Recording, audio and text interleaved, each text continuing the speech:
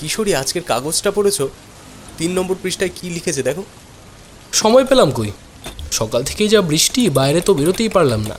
কই দেখি।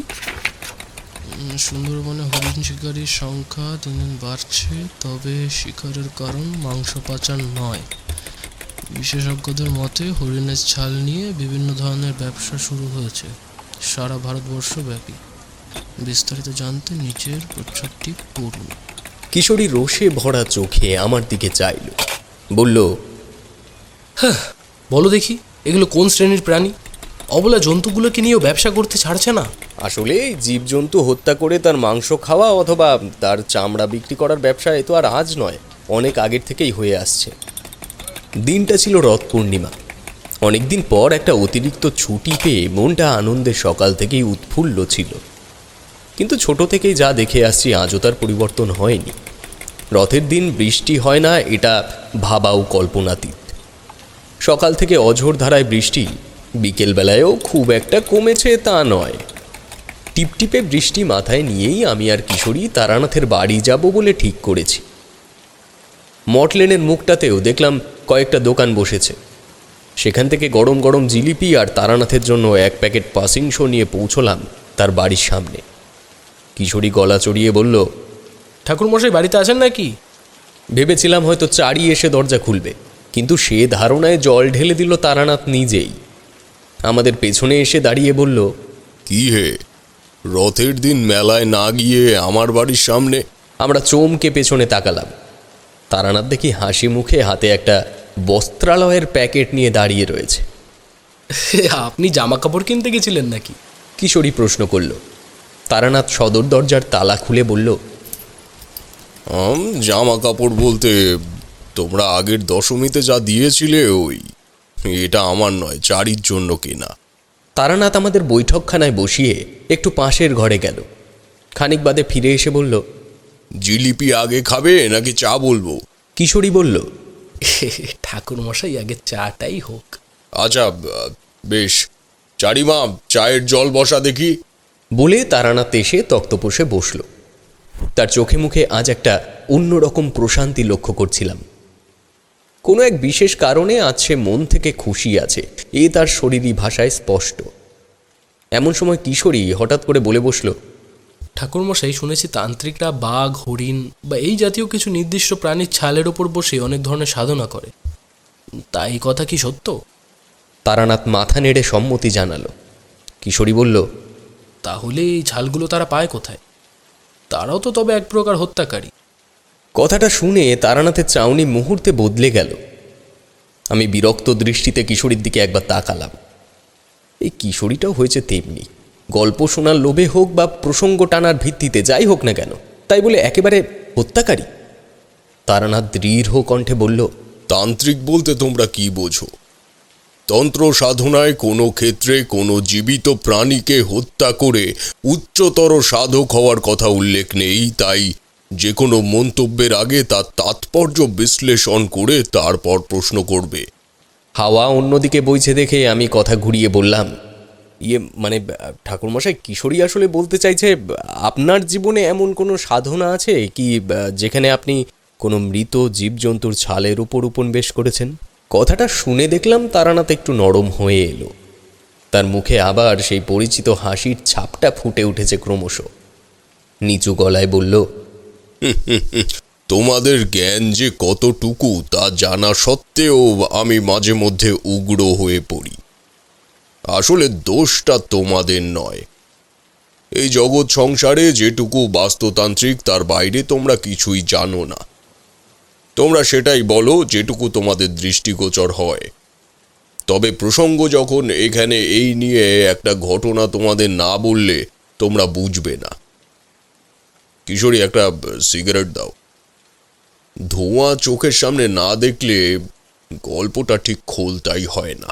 কিশোরী দ্রুত পকেট থেকে পাসিংশোয়ের প্যাকেটটা বের করে তারানাথের দিকে এগিয়ে দিল। তারানাথ তার থেকে একটা সিগারেট বের করে আঙুলে দুবার পাকিয়ে ধরিয়ে নিল। এই সময় ঘরে চারি এসে চায়ের কাপ প্লেটগুলো নামিয়ে চলে গেল। তারানাথ বলল, এখানে রাখ, এই নাও চা খাও, আমি গল্পটা শুরু করি। আমার ভবঘুরে জীবনের শুরুর দিকের ঘটনা। তখন সবে মধুসুন্দরী দেবীর আশীর্বাদ ধন্য হয়েছি। রাস্তায় রাস্তায় ঘুরে বেড়াই, কিন্তু রাত হলেই মনে হয় বরাকর নদীর তীরে ফিরে যাই। কোনো মতেই নিজেকে সামলাতে পারি না সেই সময়। কিন্তু এই মোহ আমায় ধীরে ধীরে আমার লক্ষ্যের প্রতি দুর্বল করে তুলছে, তা বেশ বুঝতে পারছিলাম আমি। এমনই একদিন নিজের উন্মাদ মনকে এক শ্মশান ঘাটে বসে আমার জীবন চয়নের প্রতি অবগত করছি। হঠাৎ পেছন থেকে একজন আমায় ডাকল। নমস্কার, আমি শ্রীনিবাস আচার্য। আপনি কি সন্ন্যাসী? চমকে উঠে পেছনে তাকালাম। দেখি একজন মধ্যবয়স্ক ভদ্রলোক পেছনে এসে দাঁড়িয়েছেন। পোশাক পরিচ্ছদ সাধারণ এবং চেহারায় ব্যক্তিত্বের ছাপ আছে। প্রণাম জানিয়ে বললাম, হ্যাঁ বলুন, কি বলতে এসেছেন? লোকটি আমার পাশে বসে বলল, ঠাকুর, আজ বছর 3 হলো আমি উড়িষ্যা থেকে এখানে এসেছি। পেশায় আমি একজন মৎস্যজীবী। দেশের বাড়ি জায়গা জমি সব বিক্রি করে যা টাকা কড়ি ছিল সব দিয়ে এখানে এসে একটু ভিটে বাড়ি, জায়গা ও 2টি পুকুর কিনি। ঈশ্বরের অশেষ কৃপায় 2 মাস আগে আমার একটি কন্যা সন্তান হয়েছে। তো সেদিন আমি পুকুরে গেছি, আর আমার গিন্নি মেয়েকে স্নান করাচ্ছিলেন বাড়িতে। এমন সময় বাড়ির উঠোনে একজন যুবক এসে দাঁড়ায়। স্ত্রীর চোখে চোখ পড়তেই সে প্রণাম করে দাওয়ায় এসে বসে। আমার স্ত্রী প্রশ্ন করে, আপনাকে তো ঠিক চিনতে পারলাম না। বাড়ির কর্তার সাথে দেখা করতে এসেছেন কি? যুবকটি কিছুক্ষণ একদৃষ্টে আমার কন্যা সন্তানটির দিকে তাকিয়েছিল, তারপর বলল, আমি আপনার কর্তার সঙ্গে দেখা করতে আসিনি। যে কারণে এসেছি তা আপনাকে জানালেও হবে। আমার নাম জেনে আপনার কাজ নেই। আমি মাঝে সাঝে টুকটাক ভাগ্য গণনা করি। এই বাড়ির সামনে দিয়ে হেঁটে যাচ্ছিলাম, মনে হলো আপনাদের ব্যাপারটা জানিয়ে যাই। সন্তানের জন্য যেখানে মানত করেছিলেন সেখানে ভোগ চড়িয়ে দেবেন, নইলে বিপদ আসবে। গৃহকর্তা এলে বলবেন কোনো সন্ন্যাসীকে নিয়ে সেই সম্পূর্ণ লক্ষণ এবং সম্ভাবনা বিচার করে যেন বাড়িটা বন্ধ করে যায়। আজ আমি উঠি, অনেকটা পথ যেতে হবে। আমার স্ত্রী একদৃষ্টে তার দিকে চেয়ে রইলেন। আসলে হঠাৎ এমন কথা শুনলে যে কোনো মানুষের বাকশক্তি হারিয়ে যাবে। আমি সন্ধ্যা নাগাদ পুকুর থেকে ফিরলে উনি আমায় পুরো ঘটনাটি জানান। আপনি বলুন তো, এ কেমন অস্বাভাবিক ঘটনা? এটা কতদিন আগের ঘটনা? এই তো 3 দিন আগের ঘটনা। আমি এই 2 দিন শুধু রাতে ছাড়া বাড়ি ঢুকিনি ঠাকুর। ব্যবসাপাতি সব শিখেই উঠেছে। গিন্নি সারা রাত কান্নাকাটি করেছেন। বুঝতেই তো পারছেন, হঠাৎ এমন একটা কথা কেউ বলে গেলে মনের ভেতরে কি হয়। আপনি চিন্তা করবেন না আচার্য মশাই, চলুন আমি আপনার সাথে যাচ্ছি। নিজের চোখে বাস্তু দর্শন না করলে এখান থেকে সবটা বলতে পারবো না। সবিনয়ত্র হাত জোড় করে উনি উঠে দাঁড়ালেন। বললেন, ঠাকুর চলুন, আমি রিক্সা এনেছি, আসুন, আমার সঙ্গে আসুন। আচার্য মশাইয়ের সাথে শ্মশান চত্বর পেরিয়ে রাস্তায় এলাম। দেখলাম এক বৃদ্ধ লোক রিক্সা নিয়ে দাঁড়িয়ে আছেন। প্রায় 2টো গ্রাম এবং একটু ছোট মফস্বল পেরিয়ে যে জায়গায় এসে পৌঁছালাম তা বলতে গেলে একটা আদিবাসী পাড়া। ছোট ছোট মাটির বাড়ির দেওয়ালে খড়ি মাটি দিয়ে বিভিন্ন দেবদেবীর মূর্তি অঙ্কন করা হয়েছে। যত দেখছি তত এই সুনিপুণ শিল্পকলার প্রতি আকৃষ্ট হয়ে পড়ছি। শ্রীনিবাসের বাড়ি এই পাড়ায় একদম শেষ প্রান্তে। রিকশায় আস্তে আস্তে সে আমায় তার পুকুর দুটোকে দেখালো। তার বাড়ির সামনে এসে যখন পৌঁছালাম তখন সূর্য অনেকটাই পশ্চিমে ঢলে গেছে। আমি এই বাড়ির উঠোনে পা রাখতেই বুঝতে পারলাম কোনো একটা অদৃশ্য শক্তি আমার পদক্ষেপকে মধ্যাকর্ষণের বিপরীতে ঠেলতে চাইছে। যে সিদ্ধ পুরুষ এসেছিলেন তিনি একটা বাক্যও ভুল বলেননি। আমি নিচু গলায় বললাম, আচার্য মশাই, অনেক দেরি হয়ে গেছে, আপনি অতি শীঘ্রই ঠাকুরের ঘট নিয়ে বাইরে আসুন তো। শ্রীনিবাস কিছুক্ষণ অবাক হয়ে আমার দিকে চেয়ে রইল। তারপর এক ছুটে ঘরের ভেতর থেকে পুজোর ঘট নিয়ে বাইরে এলো। বলল, ঠাকুর মশাই, এই নিন। ওটা আপনার হাতেই রাখুন। আমার পেছন পেছন বাড়ির চারিদিক প্রদক্ষিণ করবেন এবং আমি যখন যখন বলবো ডান হাতের তর্জনী ঘটের জলে ডুবিয়ে বাড়ির ভিতে ছিটিয়ে দেবেন। আসুন। আমি বাস্তুবন্ধন শুরু করে তখন সবে একবার ঘুরে পুনরায় বারান্দার সামনে পৌঁছেছি। এমন সময় ঘরের ভেতর থেকে একটা মহিলার চাপা কান্নার শব্দ এলো। শোনা মাত্রই শ্রীনিবাস বলল, ঠাকুর, আমার স্ত্রী হঠাৎ কাঁদছে কেন? আপনি একটু অপেক্ষা করুন, আমি। দাঁড়ান আচার্য মশাই, এই ক্রিয়া সম্পন্ন না হওয়া পর্যন্ত আপনি যেতে পারবেন না। আপনি নিশ্চিন্ত থাকুন, এই কান্না আপনার স্ত্রীর নয়। মানুষকে কিঞ্চিত সময়ের মধ্যে অলৌকিকতার উদাহরণ দেওয়া সম্ভব নয়। আমি এই কথা বলা মাত্রই উনি যে আমায় বিশ্বাস করেননি তার বোঝার অপেক্ষা রাখে না। শ্রীনিবাস শুধুমাত্র ব্যক্তিত্বের নিরিখে আমার সাথে বাস্তুচক্র সম্পন্ন করল। শেষবার যখন পুনরায় বারান্দার সামনে এলাম, তখন আর কোনো কান্নার শব্দ নেই। গৃহস্বামী দ্রুত পায়ে ঘরের ভেতরে চলে গেলেন।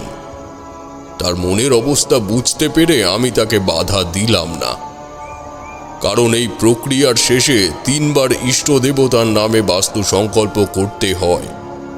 শ্রীনিবাস ফিরে এলে আমি বললাম, আমার কথা মিলেছে কি আচার্য মশাই? সে দীর্ঘ নিঃশ্বাস ছেড়ে বলল, ধন্য ঠাকুর, ধন্য। আমি যে অবশেষে সঠিক মানুষটিকে খুঁজে পেয়েছি, এর জন্য ঈশ্বরের চরণে সহস্র কোটি প্রণাম। আমার মেয়ে ও স্ত্রী দুজনেই ঘুমাচ্ছিল। আমি নিজে গিয়ে আমার স্ত্রীকে ডাকলাম। দেখলাম একজন মহিলা নাক পর্যন্ত ঘোমটা টেনে দরজার সামনে এসে দাঁড়িয়েছে। শ্রীনিবাস বলল, এই যে বৃন্দা, আমার স্ত্রী। তুমি চা নিয়ে এসো, আমরা পাশের ঘরে বসছি। বলে শ্রীনিবাস বারান্দার মেঝেতে একটা বড় চাটাই পাতল। তাতে বসে তাকে প্রশ্ন করলাম, আচার্য মশাই, এবার আমায় কয়েকটা কথা বলুন। মনে রাখবেন, আপনার হাতে সময় আছে 8 ঘন্টার কাছাকাছি। এর মধ্যে যা করার আমায় করতে হবে। আর যদি তা না হয়, আপনার শিশু কন্যাটিকে প্রাণে বাঁচানো আমার পক্ষে অসম্ভব হয়ে যাবে। সুতরাং আপনি হয়তো বুঝতে পারছেন, আমাদের হাতে সময় শুধু আজ রাতটুকু। শ্রীনিবাস ভয়ে মূর্ছা যাওয়ার অবস্থা প্রায়। পরক্ষণেই তার চোখের কোলে জল জমে এলো। অপলক দৃষ্টিতে আমার দিকে তাকিয়ে রইল কয়েক মুহূর্ত। তারপর চোখ মুছে বলল, ঠাকুর, বলুন, আপনি কি জানতে চান? আমি আপনার কাছে কোনো উত্তরই গোপন করব না। বেশ, তবে সবার আগে বলুন, আপনার সন্তানের জন্য কে মানত করেছিল? আপনি নাকি আপনার স্ত্রী? গৃহস্বামী নিজে কিছুক্ষণ ভাবল, তারপর গলা চড়িয়ে বলল, বৃন্দা, এদিকে এসো তো। আচার্য গিন্নি চা নিয়ে এলেন। যদিও এই প্রশ্নটা তোমায় আগে করেছি, তবু আরেকবার একটু ভেবে বলো দেখি, তুমি কি মেয়ে হওয়ার আগে কোনো মানত করেছিলে? আচার্য গিন্নি বললে, ঠাকুরমশাই, বিয়ের 11 বছর পর আমাদের একটা মেয়ে হয়েছে। মানত তো কত ঠাকুরের কাছেই করেছিলাম, তবে সেসব পুজো তো আমি দিয়েছি। ওই লোকটার কথা অনুযায়ী এমন কোনো ঠাকুরের মানত করা যার ভোগ এখনো দেওয়া হয়নি। আমি চিন্তায় পড়ে গেলাম। যদি এরা না বলতে পারে যে কোন ঠাকুরকে ভোগ সমর্পণ করার মানত এরা করেছে, তাহলে আমার পক্ষে শুধু এই বাস্তুবন্ধন করে রেখে বেশিক্ষণ বিপরীত শক্তিকে আটকানো সম্ভব নয়। মনে মনে এসব ভাবছি, এমন সময় শ্রীনিবাসের মেয়ে হঠাৎ কান্না করে উঠল। এবার শুধু শ্রীনিবাস ও তার গিন্নি নয়, আমিও খুব চমকে উঠলাম। ওরা দুজনেই ছুটে ঘরের ভেতরে ঢুকলো, তার পেছনে গেলাম আমি। গিয়ে দেখি যে মেয়ে দোলনায় শুয়ে ঘুমোচ্ছিল, সে মেঝেতে পড়ে গিয়ে যন্ত্রণায় ছটফট করছে। আচার্য গিন্নি তাকে কোলে তুলে নিয়ে নিজেও হাউমাউ করে কাঁদতে শুরু করলেন। আমি তখন বেশ বুঝতে পারছি আর হয়তো বেশিক্ষণ আমি প্রাণটিকে বাঁচাতে পারবো না। হঠাৎ মাথায় এলো এই ঘটনার পেছনে শুধু আচার্য বা তার গিন্নি কেন, তাদের আত্মীয়দের মানসিকও থাকতে পারে। তখনই প্রশ্ন করলাম, আচ্ছা আচার্য মশাই, আপনার কোনো আত্মীয় স্বজন কি এই ব্যাপারে কোনো মানত করার কথা আপনাদের জানিয়েছে? মানে আপনাদের সন্তানের জন্য কোনো পুজো দেওয়ার কথা বা ওই জাতীয় কিছু? শোনা মাত্রই আচার্য গিন্নি চোখের জল আঁচল দিয়ে মুছে নিয়ে ভাঙা গলায় বলল, আমার মামা শ্বশুর একটা পুজোর কথা বলেছিলেন। উনি বলেছিলেন। আর কিছু বলার প্রয়োজন নেই। আচার্য মশাই, আপনার ওই মামার বাড়ি কোথায়? পাশের গ্রামে ঠাকুর, কিন্তু রমেন মামা তো মারা গেছে। গিন্নি বলল বলে মনে পড়ল, একদিন মাছের হাড়ি আনতে পাশের গ্রামে মানিক দাসের বাড়িতে গিয়েছি। রমেন মামা আমায় তার বাড়িতে ডেকে নিয়ে যান। তখনই তার বয়স প্রায় 63। দাওয়ায় বসিয়ে আমায় বলল, কিরে শ্রীনিবাস, এই বুড়ো মামাটার কথা আর মনে পড়ে না বুঝি তোদের? হ্যাঁ, এদিকে আমি কিন্তু মাঝে মাঝে এর কাছে তোদের খবর নিই। শোন, যে কারণে তোকে বাড়িতে ডেকে নিয়ে এলাম, আমি তোর জন্য ঈশ্বরীপুর রাজবাড়ির মন্দিরে একটা মানত করেছি, বুঝলি? ওখানকার গ্রামবাসীদের কাছে শুনেছি মন্দিরের দেবী নাকি মানুষের মানত কখনোই অসম্পূর্ণ রাখেন না। তা আমি তোর জন্য একটি সন্তান চেয়ে মানত করেছি ভাই। দিদি থাকলেও হয়তো তাই করত। যাই হোক, আমার অবস্থা ভালো না, তাই আমি যদি কিছুদিন বাদে এই পৃথিবীতে আর না থাকি, তবে ঈশ্বরীপুর রাজবাড়ির মন্দিরে তুই একবার যাস। এই কথা বলার পর মাস খানেকের মধ্যে মামা মারা যান। আমি শ্মশানে গিয়েছিলাম ঠাকুর, কিন্তু একবারের জন্য এ কথা আমার মাথায় আসেনি। কারণ সে কি আজকের কথা? তাও 3 বছর হয়ে গেল। আমি ব্যস্ত হয়ে বললাম, এই ঈশ্বরীপুর গ্রামটা কোথায়, মানে কত দূর? ঠাকুর, আপনাকে যেই গ্রামের শ্মশান থেকে নিয়ে এলাম ওটাই ঈশ্বরীপুর গ্রাম। আমাদের এখনই সেখানে যেতে হবে, কিন্তু গিন্নিমা কি এখানে একা থাকতে পারবেন? তাহলে বৃন্দার আমার মেয়েকে বসন্তর বাড়িতে রেখে যাই ঠাকুর। ও রিক্সাটা নিয়ে চলে যাব আমরা। আমরা দ্রুত পায়ে রাস্তায় হাঁটতে শুরু করলাম। বসন্তের বাড়ি গ্রামে প্রবেশ করার মুখে। তখন সময় খুব সম্ভবত রাত 8টা কি 8:30, কারণ রাস্তার পাশের প্রায় প্রতিটা বাড়িতেই লক্ষ্য করলাম বারান্দায় বসে বাড়ির সবাই মিলে একসাথে রাতের খাবার খাচ্ছে। এটা শুধু তখন নয়, এখনো গ্রামের দিকে রাত 9টার মধ্যে মানুষের এক ঘুম হয়ে যায়। বসন্তের বাড়ি পৌঁছে দেখি বৃদ্ধ খাওয়া দাওয়া সেরে ঘুমিয়ে পড়েছে। শ্রীনিবাস ডাকলো, বসন্তদা ওঠো একটু, খুব বিপদে পড়ে এখানে এসেছি। বুড়োর কিন্তু এই বয়সেও কান একেবারে সজাগ। শ্রীনিবাসের এক ডাকে সে দরজা খুলে বাইরে এলো, বলল, কি হে শ্রীনিবাস, কিছু হয়েছে নাকি? তোমায় রিক্সায় যেতে যেতে বললাম না, একটা ছেলে এমন বলে গেছে অমঙ্গলের কথা, তা মিলতে শুরু করেছে গো। বৃন্দার আমার মেয়েটিকে তোমার বাড়িতে রেখে তোমার রিক্সাটা নিয়ে আমি আর ঠাকুর একটু ঈশ্বরপুর গ্রামে যাব। বৃদ্ধ একটু ভেবে উত্তর দিল, হ্যাঁ, নাম শুনেছি, কিন্তু আজ বহু বছরই ওখানে কেউ যায় না। তাও ধরুন 10 বছর। লোকেরা বলা বলি করে ওখানে নাকি রাতে মাঝে মাঝে ঘন্টার শব্দ পাওয়া যায়। ওখানে এত রাতে যাওয়াটা কি ঠিক হবে? আমি ব্যস্ত হয়ে বললাম, আমাদের এখনই যেতে হবে, আপনি চিন্তা করবেন না। এখন শুধু আমার সাথে একবার বাইরে আসুন। বসন্ত বাইরে এলে আমি আমার পুঁটলি থেকে প্রসাদী ঘটি বের করে তাতে জল ভরে আনতে বললাম তাকে। তারপর ওর বাড়ি বন্ধ করে আমি আর শ্রীনিবাস বেরিয়ে পড়লাম ঈশ্বরীপুর বাড়ির উদ্দেশ্যে। তখনও বুঝিনি এমন ভয়ানক কোনো কিছুর মুখোমুখি আমি পড়তে চলেছি। তারানাথ থামল। আমি আর কিশোরী চোখ মোটা মোটা করে তার দিকে চেয়ে আছি। সত্যি ভাবতে অবাক লাগে এই মানুষটা বিনা স্বার্থে কত মানুষের জন্য নিজের জীবন মৃত্যুর দিকে ঠেলে দিয়েছে। আসলে মানুষ নয়, মহৎ মানুষ ছাড়া এটা সম্ভব নয়। কিশোরী আর একটা সিগারেট বের করে তারানাথের সামনে ধরল।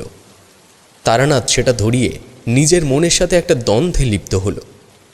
ওর মুখ দেখেই বুঝলাম ও ঘটনাটির উপসংহারটা ভালো করে গুছিয়ে নিচ্ছে। খানিক বাদে সিগারেটে একটা লম্বা টান দিয়ে আবার বলতে শুরু করলো। রিক্সা চালাচ্ছে শ্রীনিবাস, আর আমি পুটলি থেকে কিছু পুঁথি বের করে মানত ক্রিয়া সম্পূর্ণ করার মন্ত্র খুঁজে বের করছি। আকাশের অবস্থা যে অতটা খারাপ হয়ে গেছে তা প্রথমে লক্ষ্য করিনি আমরা কেউই। হঠাৎ অনতি দূরে একটা বাজ পড়তেই আমরা আকাশের দিকে দেখলাম। দেখি মাথার ওপরে আকাশ বলতে কিছুই নেই, ঠিক যেমন আলো নিভিয়ে রাতের বেলা ঘরে শুয়ে থাকলে মনে হয় এ যেন তেমন কোনো ঘরে আবদ্ধ আছি আমরা। চাঁদ তারা সবকিছুকে গ্রাস করে কালো মেঘের চাদর যেন ভেসে চলেছে দূর দিগন্ত পর্যন্ত। শ্রীনিবাস বলল, ঠাকুর, আকাশের অবস্থা ভালো না, এখনো তো বেশ খানিকটা দূর। আচার্য মশাই, ঝড় জল তুফান যাই হয়ে যাক, আমাদের গন্তব্যে পৌঁছতেই হবে। আপনার কন্যাকে বাঁচানোর এই একটাই উপায় আমার কাছে আছে। শ্রীনিবাস দ্রুত পা চালাতে লাগল। প্রকৃতির এই অস্থিরতা যে স্বাভাবিক নয় তা তখন আমার কাছে স্পষ্ট। এই শিশু কোনো দেবতা প্রদত্ত নয়। তা যদি হতো, এমন নিষ্ঠুর ভবিতব্যে উপনীত হতে হতো না এই পরিবারের। ঈশ্বরীপুর শ্মশানের কাছে এসে দুর্বল রিকশাটি হঠাৎ গেল বিগড়ে। খানিকক্ষণ চেষ্টা করার পর যখন সেটা ঠিক হলো না, আমি শ্রীনিবাসের হাত ধরে টেনে দাঁড় করালাম। দেখলাম ওর চোখ থেকে অনবরত জল গড়িয়ে চলেছে। কোনো পিতা যদি জানতে পারে তার একমাত্র মেয়ে কয়েক ঘন্টার মধ্যে মারা যেতে চলেছে, তাহলে তার অবস্থা কি হতে পারে আশা করি বুঝতে পারছো। ও কান্না করতে করতে বলল, ঠাকুর, আমি তো ঠিক করে চিনিও না সে রাজবাড়ি কোন দিকে। শ্মশানের পেছনের ওই জঙ্গলে বেশ খানিকটা হেঁটে গেলে শুনেছি। শান্ত হন আচার্য মশাই, শান্ত হন, আপনাকে ভেঙে পড়লে চলবে না। চলুন চলুন, আমায় নিয়ে চলুন জঙ্গলের দিকে। তাকে সান্ত্বনা দেওয়া ছাড়া আমার হাতে সে সময় কোনো উপায় নেই। শ্রীনিবাসের বাড়ির অবস্থা যা বুঝেছি, এক ছায়ামূর্তি সব সময় ওর মেয়ের সামনে বসে আছে। যখন মেয়েটা দোলনা থেকে পড়ে গেল তখন ছুটে তার ঘরে যাই। আমি তখনই লক্ষ্য করেছি একটা ছায়া দোলনার নিচে বুকে ভর দিয়ে শুয়ে আছে। আমি আকস্মিক ভয়ের উদ্বেলকে মনে চাপা দিয়ে রেখেছিলাম শুধুমাত্র তাদের মানসিক শক্তিটুকুকে না ভেঙে দেওয়ার জন্য। মনে রেখো, মধ্যবিত্ত পরিবার যে কোনো বিপদের পরিস্থিতিতে মানসিক শক্তি হারিয়ে ফেললে মৃত্যু একটা নয়, অজস্র নেমে আসতে পারে। কারণ অন্য জগৎ থেকে যেসব জীব মানুষের আত্মা বহন করে তাদের জগতে নিয়ে যায়, তারা লক্ষ্য রেখে যায় কার ওপর এই ঘটনার প্রভাব বেশি পড়েছে, সেই হয়ে ওঠে তাদের পরবর্তী শিকার। অজানা অপরিচিত জঙ্গলের মধ্যে উন্মাদের মতো ছুটে চলেছে শ্রীনিবাস। আমরা কেউ জানি না সেই রাজবাড়ি কোথায় এবং আদৌ এ জঙ্গলে কোনো রাজবাড়ি আছে কি না। জঙ্গলের কতটা গভীরে ঢুকে এসেছি জানি না। শ্রীনিবাস আমার দৃষ্টির আওতায় নেই তখন। এমন সময় কানে ভেসে এলো একটা মৃদু ঘণ্টার ধ্বনি। দিক নির্ণয় করা সম্ভব নয় যে সে শব্দ কোথার থেকে আসছে। আমি ডাকলাম, আচার্য মশাই, আচার্য মশাই, আপনি কোথায়? এদিকে আসুন। কোনো উত্তর এলো না বিপরীত দিক থেকে। আমি দিক দিশেহারাহীন হয়ে আরো কিছুটা দৌড়ে এগিয়ে গেলাম। পরক্ষণেই বুঝলাম এই অপরিচিত জঙ্গলে দৌড়ে যাওয়া মানে নিজেকে সম্পূর্ণরূপে জঙ্গলের একাকিত্বের হাতে সমর্পণ করা। আমি পুনরায় আগের জায়গায় ফিরে এলাম। ওটাই যে আগের জায়গা তা বুঝলাম সেই ঘন্টার ধ্বনির শব্দে। আমি চোখ বুজে সেই স্থানে বসে পড়লাম। গভীর মনোসংযোগের চেষ্টা করছি শব্দের দিক নির্ণয় করার জন্য। একসময় মনে হলো আমার ডান দিক থেকে এই শব্দ আসছে। উঠে দাঁড়িয়ে দৌড়তে যাব এমন সময় আমায় অবাক করে শব্দটা পেলাম আমার পেছন দিকের থেকে। বুঝলাম এই প্রকার চলতে থাকলে আমি এই স্থান থেকে কোথাও নড়তে পারবো না, আর বিপরীত শক্তি তার ইন্দ্রজালে আমায় আষ্টে পৃষ্ঠে জড়িয়ে ধরবে। মনকে শান্ত করে পেছন দিকে ফিরে দৌড়তে শুরু করলাম। অন্ধকারে ঢাকা অজ্ঞাত জঙ্গলে মাঝে মাঝে চমকানো দিক দিগন্ত আলোকিত করা বিদ্যুতের ঝলকানি তখন আমার একমাত্র পথ নির্দেশক। কত দূর এগিয়ে এসেছি জানি না, হঠাৎ থমকে দাঁড়ালাম। চোখে পড়লো একটা সাদা বস্তার মতো কিছু আমার থেকে হাত 10 দূরে পড়ে আছে। মনের মধ্যে অজান্তেই একটা ভয়ের সঞ্চার হলো। আমি পা টিপে টিপে সেই বস্তুটি লক্ষ্য করে এগোতে শুরু করলাম। বেশি দূর এগোতে হলো না। 3-4 পা এগোতেই একটা বিদ্যুতের ঝলকানিতে দেখতে পেলাম শ্রীনিবাস উপুর হয়ে একটা পাথরের বেদির ওপর পড়ে আছে। কাছে গিয়ে ডাকলাম, আচার্য মশাই, আচার্য মশাই উঠুন। কি ব্যাপার? কি হয়েছে আপনার? আচার্য মশাই উঠুন।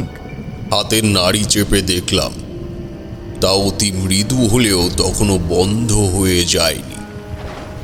শ্রীনিবাস কোনো আকস্মিক আতঙ্কে অজ্ঞান হয়ে গেছে।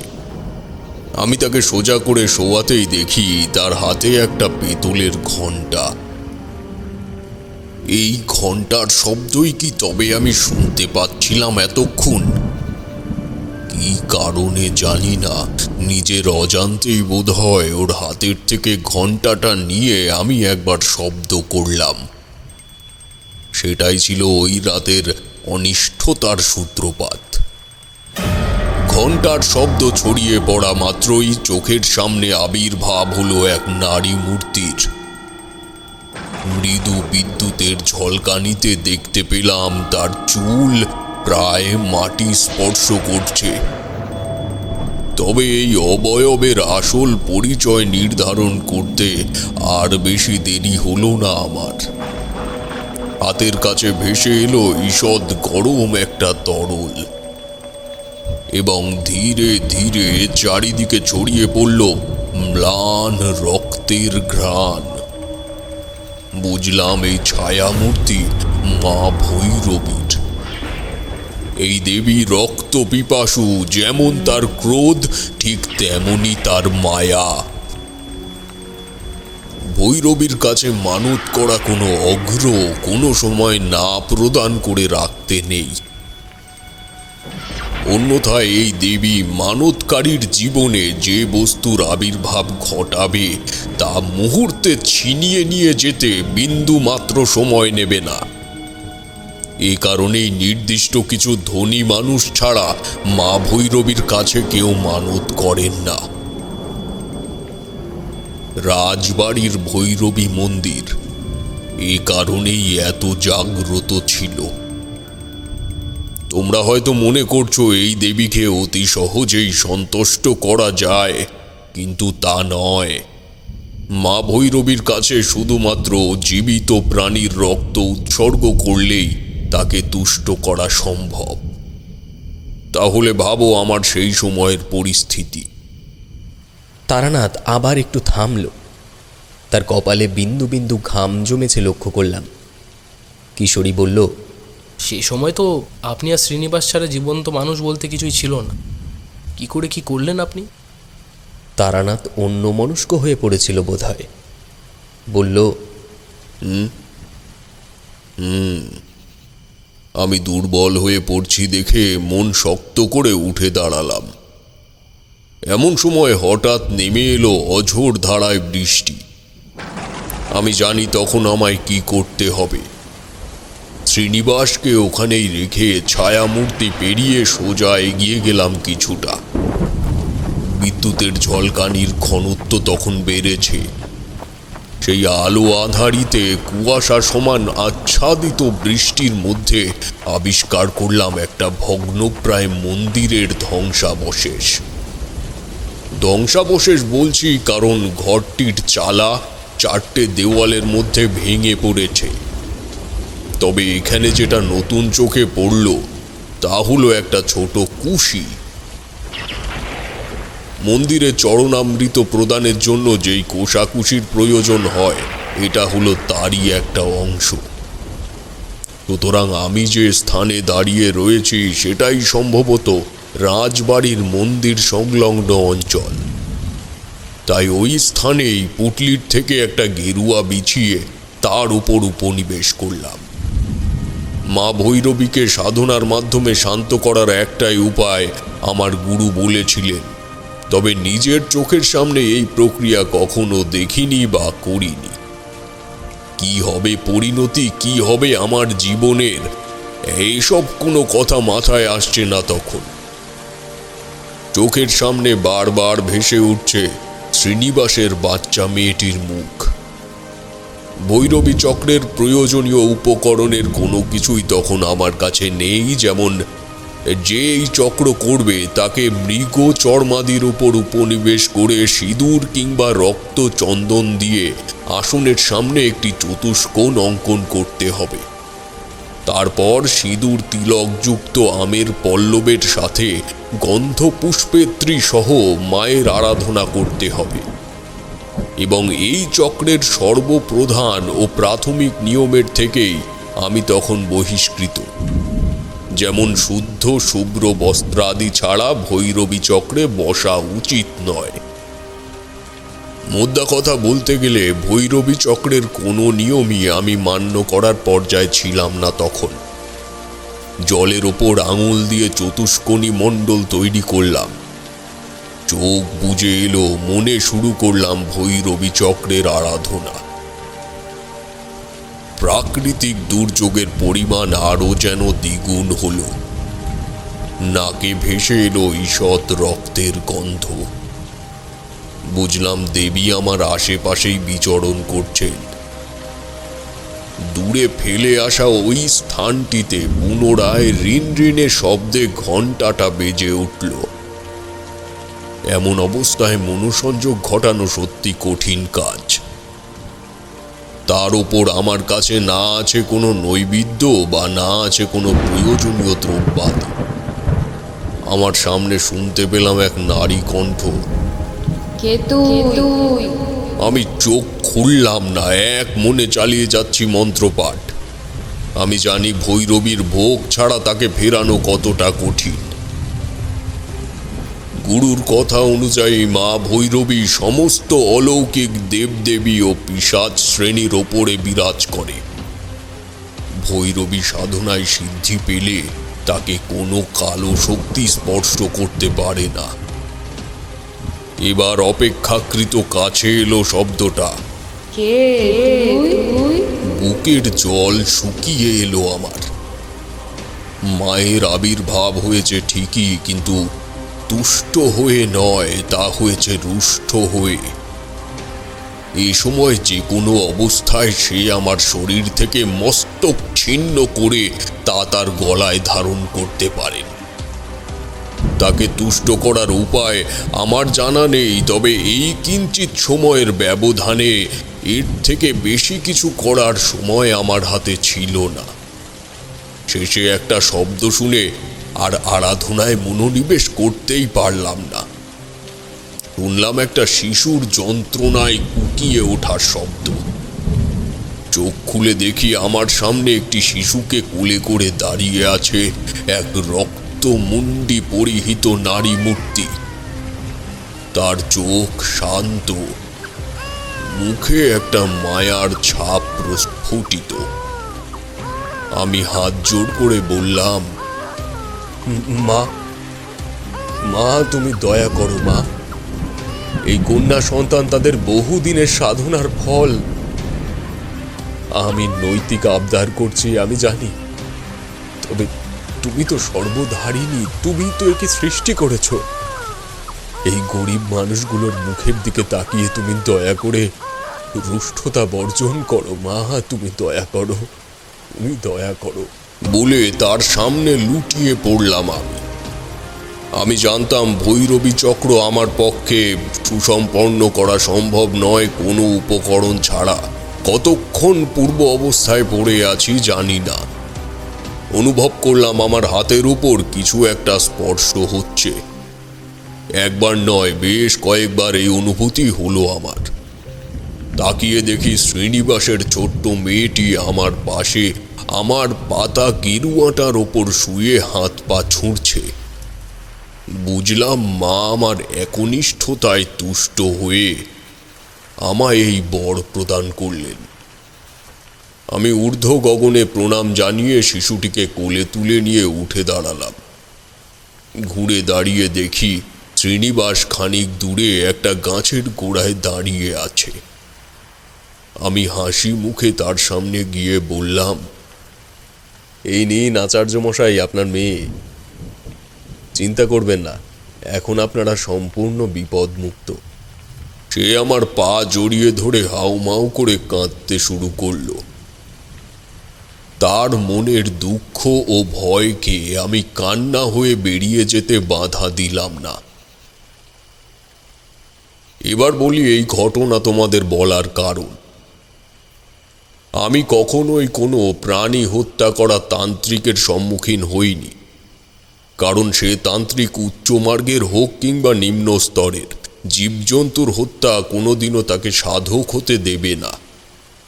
তবে মৃত প্রাণীর বিভিন্ন ক্ষেত্রে প্রয়োজন আছে তা বলাই বাহুল্য। কাহিনীটি শুনে সত্যি ভুলে গেছিলাম যে আসলেও ওই হরিণ হত্যার ব্যাপারটা দিয়ে এই কাহিনী শুরু হয়েছিল।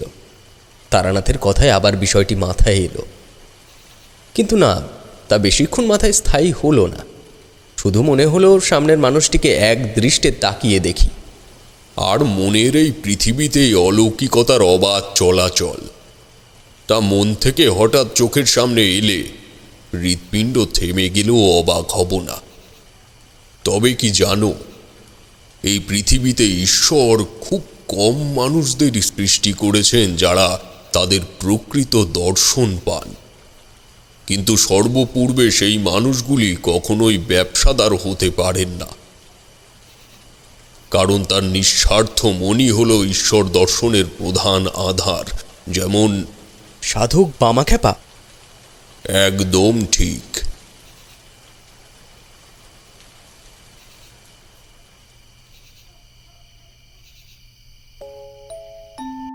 রাজদেবী প্রোডাকশনে শুনছিলেন একটি তারানাথ তান্ত্রিকের গল্প।